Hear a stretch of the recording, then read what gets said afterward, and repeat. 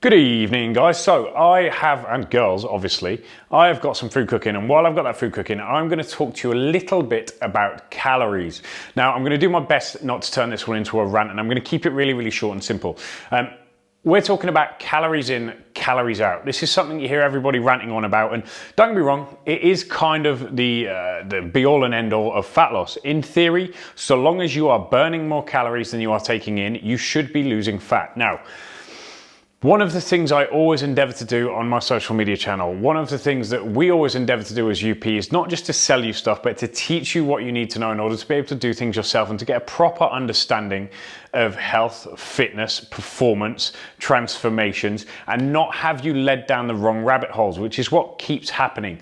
And very, very specifically, this is why this one pisses me off a little bit. The calories in, calories out thing is a bit of a rabbit hole and a dangerous one to fall down if you don't take it into context properly. Now, let me explain. People, these advocates for just calories in, calories out, so the same kind of people who come up with, if it fits your macros, you know, this, eat whatever you want, so long as you're within your proteins, fats, carbs, and overall calories, which means that you end up malnourished, you're eating shit. Yes, it's the food you want to eat, but you're eating shit. Essentially what that is this a sales technique. A trainer who sells you if it fits your macros is usually just trying to say, I can get you in shape while letting you eat chocolate, or cake, or burgers, or blah, blah, blah, blah, blah. It should ring alarm bells. If something sounds too good to be true, it's probably not true. You are going to have to work. There's no way around that. Okay, sometimes you're probably going to have to eat vegetables. You're going to have to eat lean proteins. You can't just eat burgers, cheese, sausages, cream like keto would lead you to believe. Everything needs to be taken into context when you are learning, especially online, because every single person on social media, on Facebook, on Instagram, on Twitter, now on TikTok, on YouTube is trying to sell you something. They're not necessarily trying to help you. There are a few outliers, absolutely, but most people are just trying to put some money in their pocket. Now, the problem with calories in, calories out. In theory, if we burn more calories than we take in, we should lose fat, and that is what is advertised all over the place and what is promoted, and there are a lot of very famous advocates for it. So what this means is if we say that this red line is our maintenance baseline, okay? So we will say that's maintenance, boom, right. That is our maintenance baseline. I don't know if you can see that. Let me just check that I can see it on the screen, just kind of about. That is our maintenance baseline. So in theory, at this point, we are not going to lose fat, nor are we going to gain fat. We are just going to maintain our body shape as is. Now, in theory, I've said that a lot, haven't I? If we want to then lose fat, the idea is that we need to burn more calories, okay, which is essentially bringing that maintenance calorie burn up, or we eat fewer calories to create a deficit, okay? We eat fewer calories, and that creates a deficit somehow.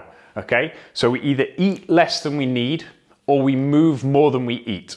Really, really simple. Now, I think in context, the approach that a lot of people take is incorrect, because what we try to do, if we say that that is our maintenance set point, by coaches, trainers, fitness personalities saying it's just as simple as calories in, calories out, what that is then translated to for the general public is very simply, right, I just need to eat less, okay? Some of them are gonna choose not to move more, okay? Some will choose not to move more. They will just eat less. So what they will do, they're probably already eating shit food anyway, so what they will do is they will take a little bit away, but they're malnourished, they're not taking in good nutrients, vitamins, the right macro split, enough protein potentially. So they're feeling a bit shit anyway before they start, but they think, do you know what? I feel bad about myself. I want my confidence back, so I'm gonna bring my calories down because I don't have time to move, or I don't want to move, or blah, blah, blah, blah, blah. So I'm gonna bring my calories down. So they bring their calories down, and this is now in theory the deficit. The problem is they're not nourished, so they're not losing fat. They're not taking in all the things their body needs to lose fat and to perform and to feel great. So they think, well, hang on, maybe I haven't taken enough away, so I'll take some more away. God, I feel like shit. I'm binging backwards and forwards. I'm having to jump out of this because I'm getting cravings. I'm feeling like crap all the time, but I'm still not losing fat. Oh shit, what do? I'll take some more away. Because in theory, the calories in, calories out rule, which is the be all and end all, absolutely, in theory, that is taken as I just need to eat less than I am moving. Okay, so what people end up doing, that misunderstanding is they end up starving themselves. Okay, if we take away nutrients, we look at actual calories and general food intake, they end up starving themselves. Not only that, but every time you take away all of these calories, what's happening to this maintenance line is it basically goes and it levels out at what you're eating. Okay, it gradually slows down. Same thing, we've taken more away because we stopped losing fat. So we level out. We've taken more away because we stopped losing fat. Suddenly our maintenance calories is super, super low. And by this stage here, we're feeling like shit. We are feeling absolutely horrible about ourselves. We're knackered, we're fatigued, we're exhausted. Nothing is working. Our brain's not working. We can't work properly. We've got bad tempers. Our relationships are breaking down. Not a good place to be, okay? So one alternative is that we are going to starve ourselves. So I'm going to put this here. This is just, again, it's context that the general public and the population, the masses, take these kind of instructions into. And this is why we as coaches, if there's any trainers watching this, you have to be careful with the information you put out, because just because you have an understanding of the deeper aspects of it does not mean that the general public do. And this is especially true for some of these fitness personalities, because they're really messing with people, even though people think they're not.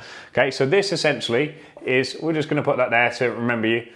It kind of starves yourself. So you think, so long as I'm taking calories away, that I can just keep taking them away, and eventually, because this is always going to happen, you're going to be eating too little, you're going to be feeling like shit, right?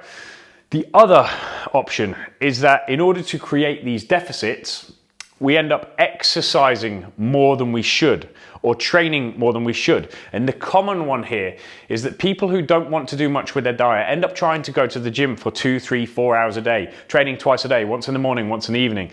They do 2 spin classes, a weight training session, then a body pump class at your average Fitness First or LA Fitness, etc., etc. Why? Because they have listened to someone online say that as long as you are burning more calories than you are eating, then you're going to lose fat. Okay, and they don't really want to diet, because dieting can be hard. It takes a little bit more effort than training. Okay, so people say, fuck it, I'm just going to train loads. I'm going to exercise loads. I'm going to do all these things. And what they end up doing is drilling themselves into the ground. Instead of building muscle and speeding up their metabolism, what they actually end up doing is losing muscle and slowing down the metabolism. Why? Because when you're in the gym, you are not building muscle. When you're in the gym, you are breaking muscle. It's when you rest, when you recover, when you sleep, and when you're eating good quality food that you start to build muscle. When you're building muscle, your metabolic output, your body's ability to burn calories goes up. Okay, so by training loads and loads and loads, you're actually going to have a detrimental effect on your metabolism.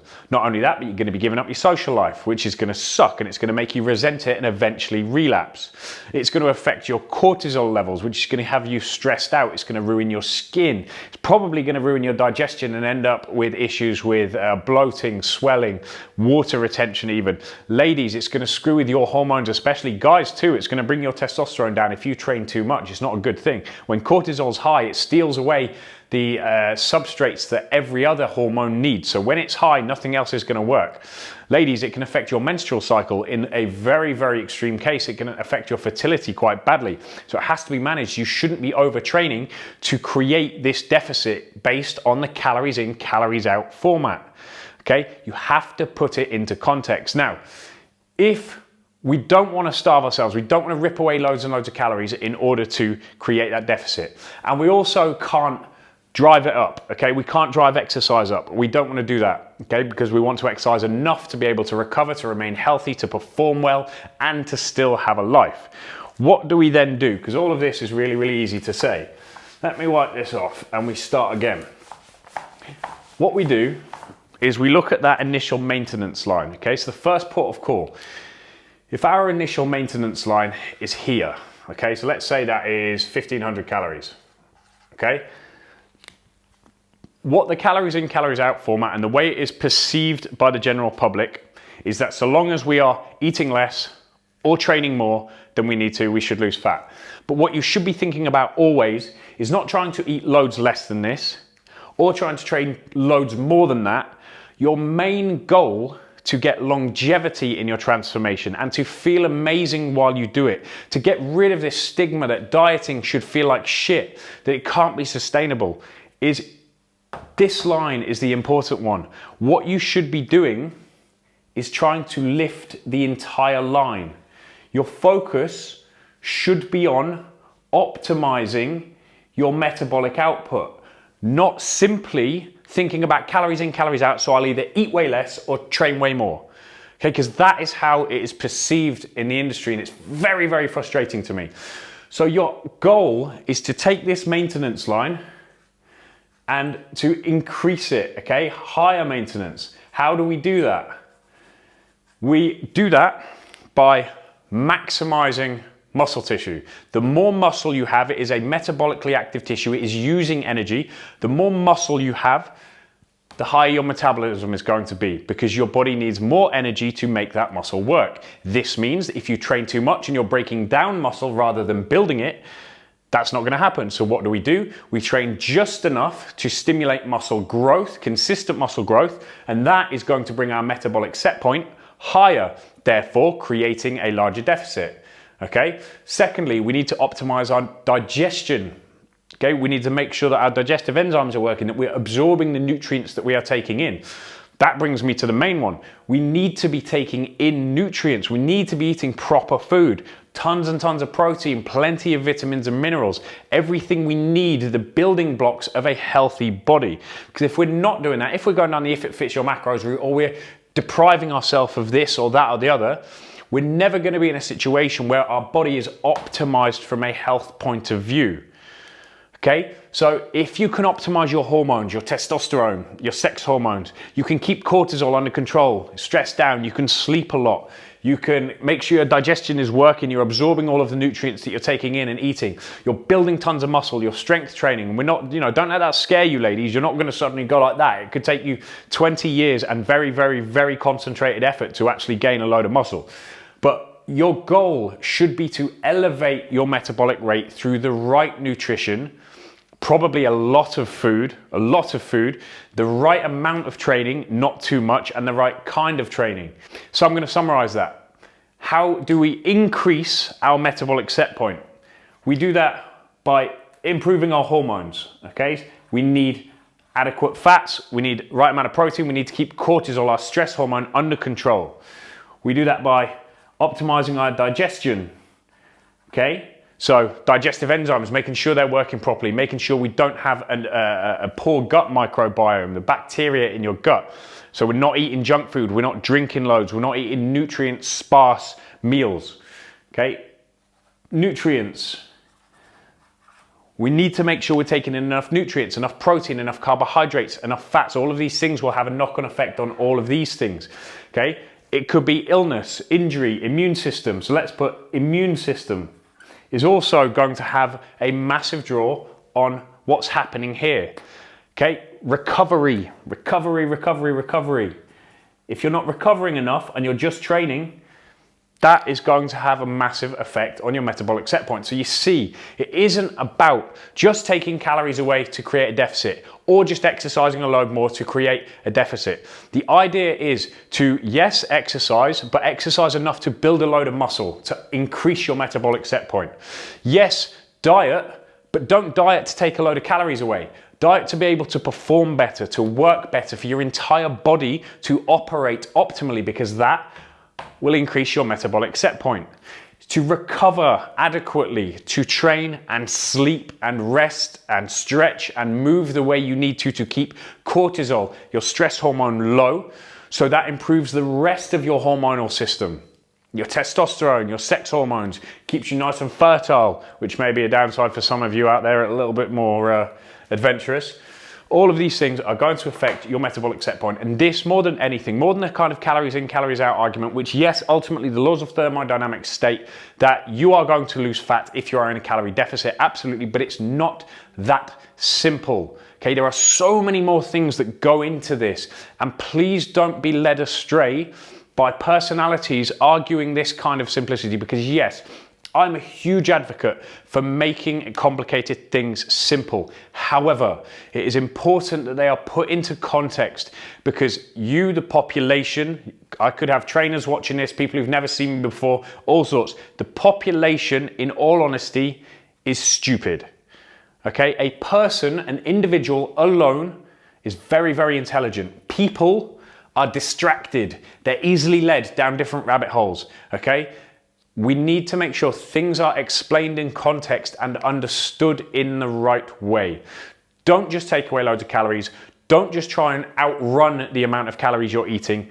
Optimize your hormonal state, your digestive state, the amount of nutrients you are taking in, the immune system, and your body's ability to recover. And then you are going to lose fat faster than you've ever thought possible. Okay, we prove this time and time again at UP. You will lose fat faster than you've ever thought possible, and you will be able to keep that fat off for the rest of your life. And guess what? You are not going to feel like shit like every single other diet that you've ever been on that has got you lean. I think I did quite well not making that a full-on rant. I know I got a bit heated, but that was all right. I hope this kind of clears a few things up for a few of you, but let me know. It was a long video. I don't know how long it's been, probably a bit too long, about 15 minutes. But give me a shout if you have any more questions. I think I explained my point quite well. It's not about reducing calories or exercising too much. Optimize your metabolic set point and create the deficit by making your machine work better.